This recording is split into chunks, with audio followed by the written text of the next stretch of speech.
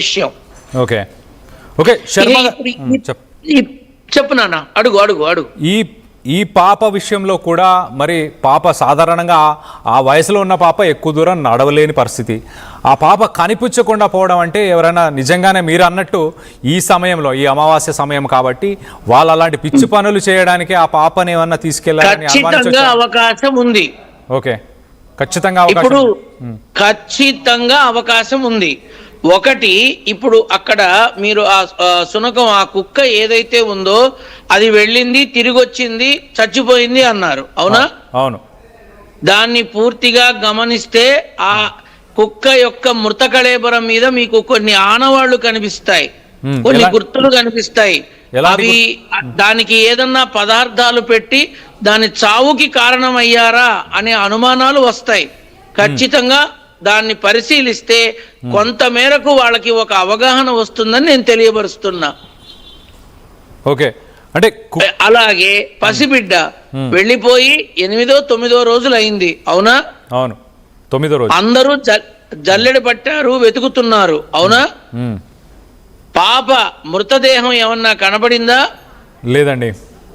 పాప ఆనవాలు దక్కిందా? లేదు. అంటే ఖచ్చితంగా ఇటువంటి కొన్ని నీచ స్థితిలో చేసేటటువంటి పూజల కోసం పాపని అనవసరంగా వాళ్ళు వినియోగించే క్రమంలో ఉన్నారా అని తేటతెల్లమవుతోంది, చాలా క్లియర్గా తేటతెల్లమవుతోంది. ఈ అమావాస్య కోసం ఆ పసిబిడ్డ ప్రాణాలని పణంగా పెట్టి వాళ్ళు లబ్ధి పొందాలని చూస్తున్నారు కదా, ఏమీ ఉండదు. వాళ్ళు దొరికితే జైలు పాలవుతారు తప్ప వాళ్ళకి ఏమీ వచ్చి చావదు, దక్కి చావదు. ఇది మాత్రం తథ్యం. అయితే గురువు గారు, మిమ్మల్ని అడగడానికి కూడా నాకు ధైర్యం సరిపోవట్లేదు.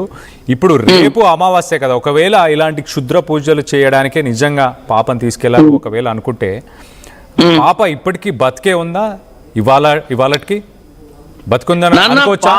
ఇప్పుడు ఒకటి, మనము ఎప్పుడూ కూడా ఒకరి మరణాన్ని ముందుగా మాట్లాడడం ధర్మ విరుద్ధం, ఒకరి చావుని ముందుగా మాట్లాడడం ధర్మ విరుద్ధం.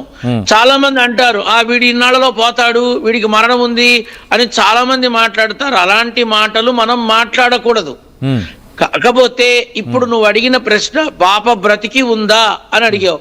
నేను నారసింహుడి బిడ్డగా నేను చెప్పేది ఏమిటంటే, మనసా వాచ కర్మణ త్రికరణ శుద్ధిగా పాప చక్కగా ఉండాలని మనిషిగా నేను కోరుకుంటున్నాను. కానీ ఖచ్చితంగా 48 గంటల్లో పాపని వాళ్ళు ఏ రకమైన ఉపచర్యలకి గురి చేస్తారా అని భయంగా కూడా ఉంది. పాప స్థితి మాత్రం అత్యంత హీనంగా ఉంది, చాలా దారుణంగా ఉంది. పాపని ఇబ్బంది పెట్టే విధానం చాలా కొనసాగుతోంది. 7 రోజులుగా పాపని హింసిస్తున్నారు, పాపని ఇబ్బంది బాగా పెడుతున్నారు వాళ్ళ కోసం. ఇప్పుడు పాప గనక మృతదేహంగా ఉండుంటే ఈ పాటికి మన పోలీసు బిడ్డలు కానీ, ఆ తర్వాత ఏజెన్సీలో ఉన్నటువంటి పౌరులు కానీ దాన్ని వెతకడం కోసం, ఆ పాపను వెతకడం కోసం వచ్చిన వాళ్ళు కానీ ఇంతమంది ప్రయత్నం చేస్తున్నప్పుడు దొరకలేదు అంటే పాప ఊపిరితో ఉన్నట్టుగా, అమావాస్య కోసం వీళ్ళు వాడుకునే విధంగా ఉన్నట్టుగా కొంత అర్థమవుతోందిగా. ఏనా? అవునా కాదా? ఇప్పుడు మన పోలీసు యంత్రాంగానికి చక్కటి అవగాహన ఉన్న, ఆధునికత సాంకేతిక విలువలు కలిగినటువంటి ఎన్నో అవకాశాలు ఉన్నాయి. వాటన్నిటి ద్వారా ఎంతో మందిని చాకచక్యంగా పట్టుకుంటున్నారు. పసిబిడ్డ ఇంతవరకు దొరకలేదు అంటే వాళ్ళు పసిబిడ్డ మృతదేహం అనేదాన్ని నేను మాట్లాడకూడదు. కానీ ఒక చిన్న ఆశ ఏంటంటే, బతికి ఉందేమోనని ఆశపడుతున్నాను కానీ కన్ఫామ్ గా నేను మాట్లాడకూడదు. రేపటి రోజు అంటే 48 గంటల తర్వాత పాపకి సంబంధించిన పూర్తి సమాచారం మీ అందరికీ దక్కుతుందని తప్పక చెప్పగలను. ఓకే, అంటే లాస్ట్ 24 నుంచి 48 అవర్స్, లాస్ట్ 48 గంటలు మాత్రమే ఇప్పుడు పాపను దక్కించుకోవడానికి, కాపాడడానికి ఉన్న సమయం అనుకోవాలా ఒక రకంగా శర్మ గారు? 48 గంటలలో పాపకి సంబంధించిన పరిపూర్ణమైన సమాచారం మీ అందరికీ అందుతుంది. పాప వెళ్ళిన స్థలం నుంచి దక్షిణం వైపు వెళితే ఖచ్చితంగా వాళ్ళకి కొంత వెసులుబాటు కలిగే అవకాశం ఉంటుంది, వాళ్ళకి కొన్ని ఆనవాళ్లు కలిగే అవకాశం ఉంటుంది. ఆ పాపకి ఏ రకమైనటువంటి పదార్థాలు తినిపిస్తున్నారు అనేది కూడా తెలుసుకునే అవకాశం ఉంటుంది. ఆ పాప వెళ్ళిన వైపు మాత్రం దక్షిణ దిశగా మాత్రం ఆ పాపకి ఇబ్బంది ఉందని ఖచ్చితంగా చెప్పచ్చు. దక్షిణం వైపు అయితే వెతకాలి అని అంటున్నారా? దక్షిణం వైపు ఎక్కువ అవకాశం ఉంది అంటున్నా. ఓకే, రైట్ అది రైట్. ఒక్కసారి మీరు రాఘవ శర్మ గారు మీరు ఒక్కసారి లైన్లోనే ఉండాలి. మనతో పాటు మరొక స్వామీజీ ఉన్నారు, గట్టుపల్లి సురేష్ స్వామీజీ. స్వామీజీ వెల్కమ్ టు ఆర్టీవీ. స్వామీజీ నమస్తే అండి, బాగున్నారా? బాగున్నాను స్వామీజీ. పాప గురించి మీరు మీ అభిప్రాయం చెప్పండి. ఈ అమావాస్యకి పాపకి సంబంధం ఉందని మీరు కూడా భావిస్తున్నారా ఏంటి? సురేష్ గారు. సార్ నమస్తే అండి. నమస్తే సురేష్ గారు. పాపకి ఈ అమావాస్యకి సంబంధం ఉందని అనుకుంటున్నారా?